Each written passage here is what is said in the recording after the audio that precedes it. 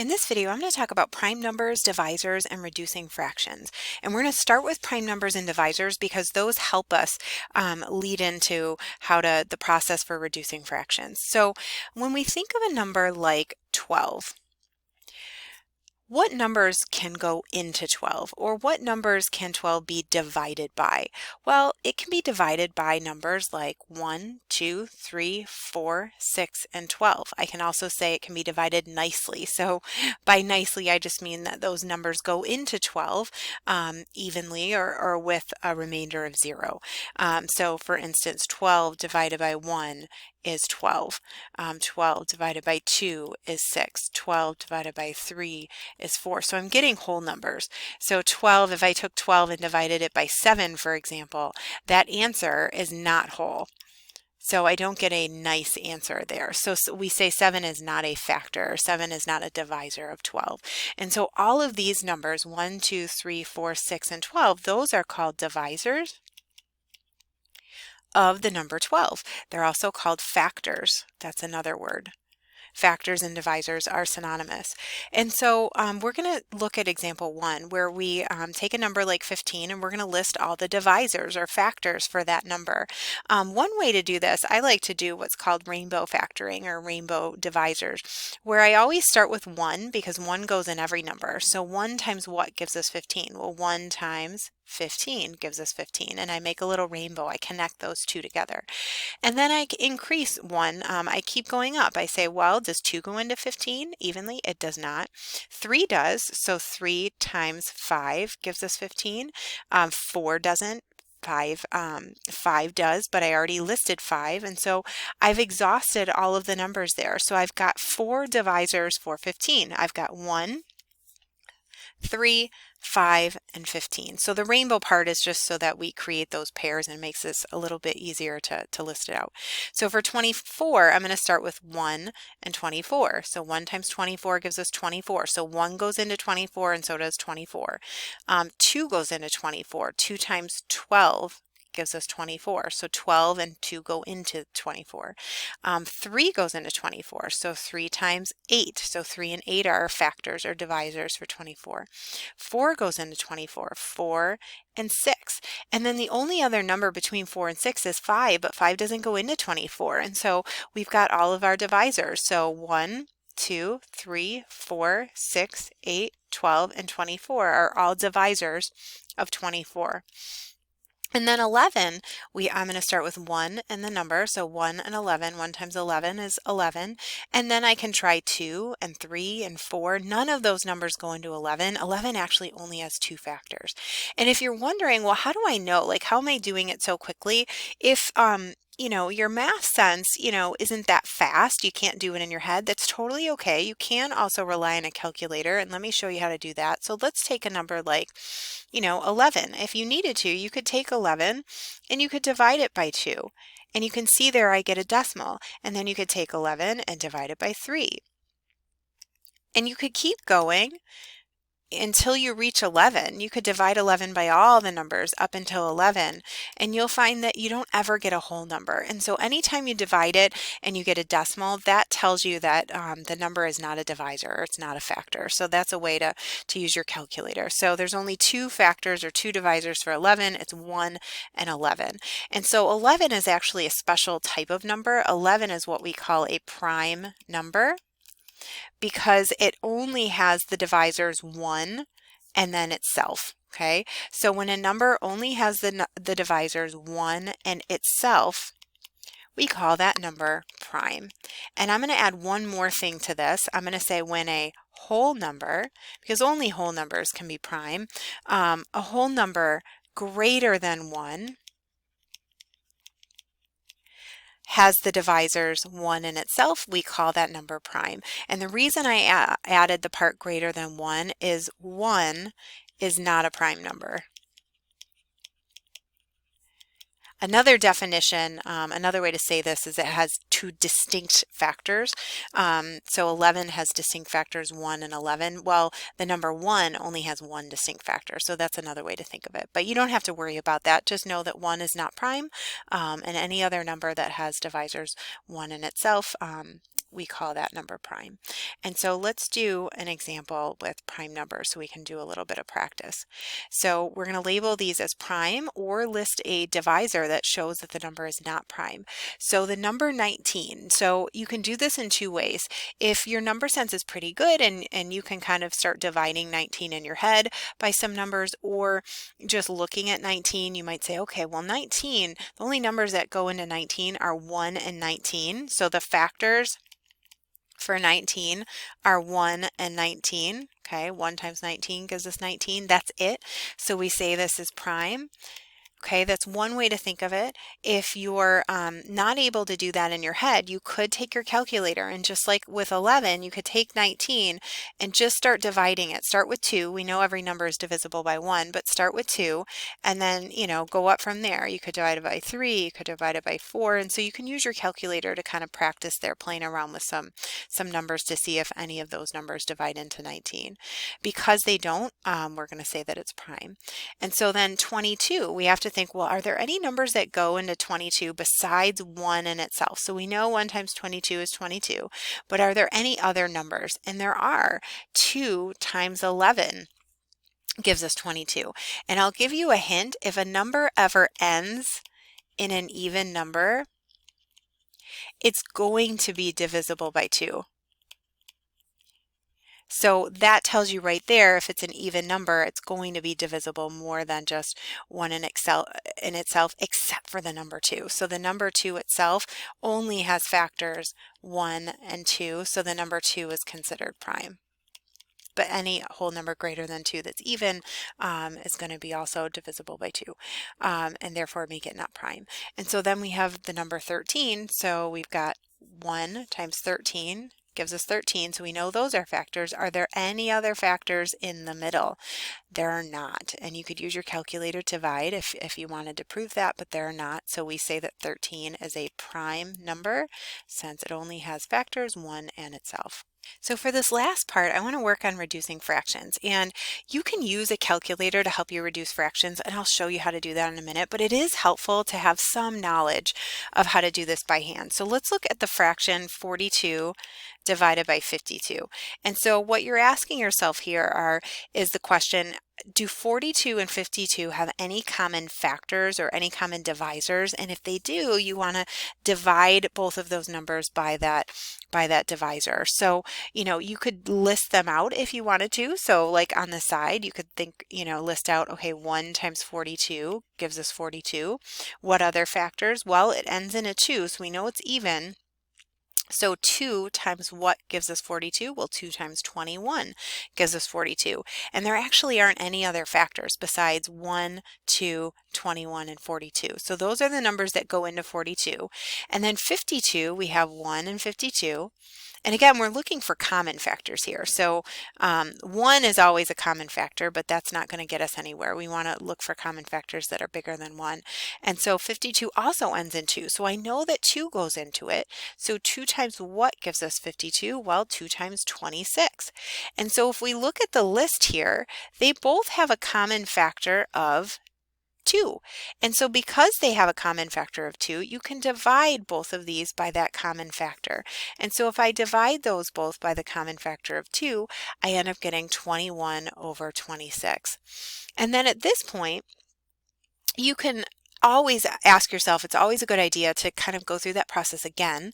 Do they have any other common factors? Well, the factors of 21 are 1 and 21, and then 3 and 7. And then the factors for 26 are 1 and 26, and then 2 and 13. So they actually don't have any common factors except 1, and 1 doesn't do anything because if I divided both of these by 1, which is fine, we can do that, we end up getting just the same fraction, 21 over 26.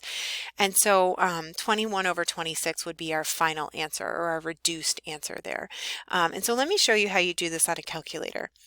So what I could do, if you have a TI-34 or TI-30, we have this fraction button here. You can press it and then type 42 on the top, down arrow 52 on the bottom, and then I'm going to use my right arrow to get out of the fraction, and I'm going to hit the simplify button, which is over here on the left-hand side, and then enter. So not only does it simplify, but then it tells us what the factor was that it took out. So the factor here, which is just like divisor, was 2. So that mirrors what we just did over here when we divided both numbers by 2. And so they also got a reduced answer of 21 over 26. Now I would, just to be safe, I would keep pressing the simplify button until you end up getting a factor of 1. That means that the only thing that can be divided out is 1. So I like to keep hitting that simplify button until that factor says 1. And this just confirms, yes, 21 out of 26 is our final answer. And then if you have a graphing calculator, let me show you how that would work. So with a graphing calculator, it's a little different. So I'm just going to type, here, I'll bring this over here. I'm going to enter the fraction as, actually we'll go back so we can see the beginning, 42 divided by 52. Okay, so I'm going to enter it like that, press enter, and then I'm going to hit the math button, and then see where it says fraction at the top, you just hit enter, enter. So math, enter, enter. You put in the fraction, math, enter, enter, and then we get the lowest reduced fraction, 21 out of 26. Now with the graphing calculator, you don't have to keep doing this over and over again. It will always give you the fraction in the lowest terms. So that's how you would do it with a graphing calculator. Now I want to do one more example before we do example 2, and look at a fraction like 12 over 16. So if we think of the number 12 over 16, or the fraction 12 over 16, 12 and 16 have many common factors. So 12 has factors 1 and 12, 2 and 6, 3 and 4, so it's quite a few factors. So we list those all out. 16 has factors 1 and 16, 2 and 8, and it also has a factor of 4, since 4 times 4 is 16. So there's a couple of common factors. So 2 goes into both of those numbers, and then also 4. Well, what happens if we just divide these both by 2? So let's say we divide these both by 2. If we do that, we end up getting 12 divided by 2 is 6, 16 divided by 2 is 8. So we get the fraction 6/8. So that's a reduced version of 12 over 16, but it is not in lowest terms. So then at that point, you can actually divide these again by 2. And if you do that, you get 6 divided by 2 is 3, 8 divided by 2 is 4, and so 3/4 is the lowest, the reduced fraction in lowest terms of 12 over 16. And so that's our final answer. And so I could either divide it by 2 twice, which is essentially like dividing it by 4, or I could have taken 12 over 16 and just divided both of those numbers by 4 from the very beginning. And so if I do that, I end up getting 3 on the top, and then 16 divided by 4 is 4, and so I end up getting 3/4. So there's a couple of different ways you could go about it. Neither one is better than the other. I guess, you know, if you recognize the greatest common factor divisor of 4 in the beginning, it does save you a little time, but it's okay if you do it in 2 separate steps. Now with the calculator, I just want to show you real quick. With the TI-30 or 34, if you were to put in 12 over 16, go out of the fraction and hit the simplify button, it's just going to reduce it first by 2, just like we did that first set of examples. And then I could hit the simplify button again, and it reduces it to 3/4. So with this calculator, you do have to do it one at a time. And then with the graphing calculator, like I said before, it always just reduces to lowest terms right off the bat, which is kind of nice. So 12 divided by 16, enter, and then I hit math, enter, enter. So if you have a graphing calculator, again, you just press math, enter, enter one time, and you know you have the lowest terms. With the other calculator, you do have to do it in steps. And so let's do one more example. So this is an example. It looks similar to some homework problems you're going to see later on in the course. So that's why we picked this example. So let's say we have these fractions. So I'm going to write them like this. So 42 over 52 times 13 over 52 times 4 over 51 times 3 over 50. And we're asked to reduce before multiplying. Let me show you what would happen if I just put those all in the calculator as is. So I put them all in exactly how they look here in my TI-34, and if I hit enter, I end up getting a really small decimal. And so let's say I wanted to know what the fraction is of that, since this question does ask me to reduce. So it's, implying that it wants a fraction, an answer in the form of a fraction. So what I could do is I could hit second and then the fraction button. This F to D means it's going to take fraction to decimal or decimal to fraction. So we want it to take this decimal and turn it into a fraction. And if we hit enter, notice I get the same answer. So it doesn't actually do it. It doesn't work. So there are some instances like this where if the answer is too small, the calculator actually won't reduce it to a fraction. And the same is true with the graphing calculator. It's a different error, or I think it actually comes up as with an error message, but it won't reduce it for you.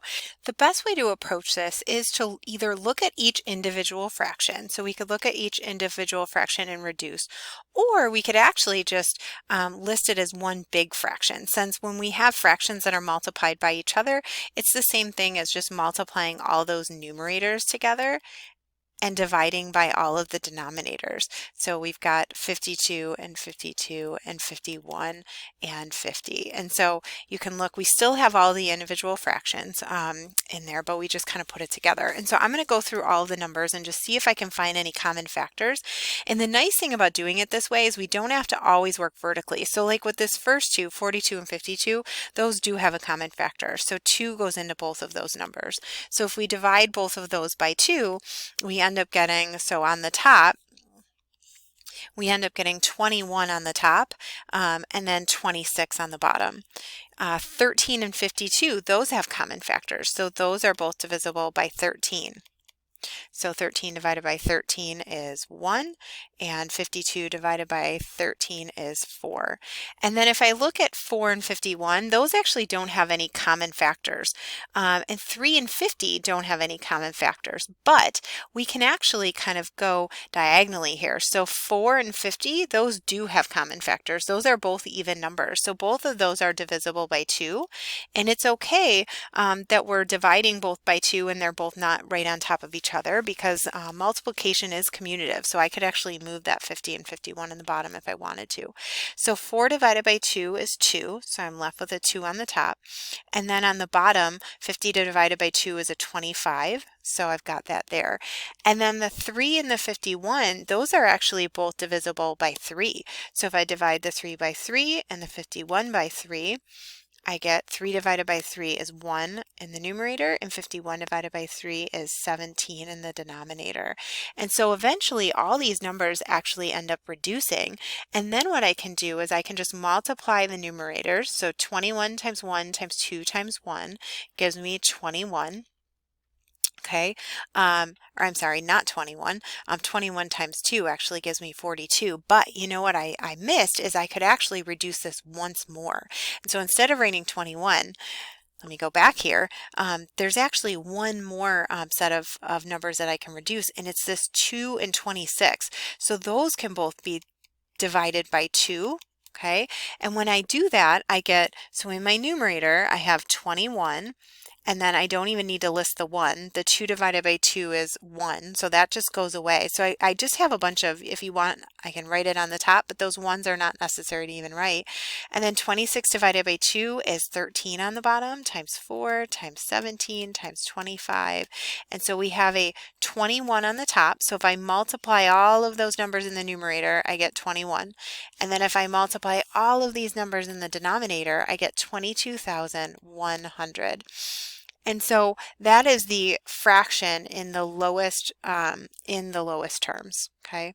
And then I do want to point out, if you wanted to do these separately, so if you wanted to do 42 out of 52 times 13 over 52 times 4 over 51 times 3 over 50, it would be okay to do those separately also. So a lot of these would look the same. So, I could still get 21 over 26 here, and I could divide these by 13. And I could get 1 out of 4. Okay, the 4 out of 51 wouldn't reduce. The 3 out of the 50 wouldn't reduce. You could, at this point, multiply the numerators and denominators and then try to reduce that way. Another way you could look at it is you could do what's called just cross-reducing. And so that just means you're just looking at the diagonals there, and you can reduce those by dividing by 2 and dividing by 2, and then you cross you look at this diagonal and you divide these by 3. So in the end, you get 21 over 26 times 1/4 times 4 divided by 2 is 2, 51 divided by 3 is 17, and then 3 divided by 3 is 1, 50 divided by 2 is 25. And so really I'm doing the exact same thing that I just did above. I'm just doing them separately. So I just wanted to point this out in case you've never seen a problem like I did before. You can keep them separately if you prefer. And then you're still just multiplying all of those numerators. Now in this case, let's say I didn't reduce that 2 and 26. Let's say I didn't catch that. So if I multiply these all, I get 21 times 2 on the top, which would give me 42. And then on the bottom, I'd have 26 times 4 times 17 times 25. And so I'd end up with 44,200. So that is not the lowest terms. And so you can see the final answer in lowest terms is 21 out of 22,100.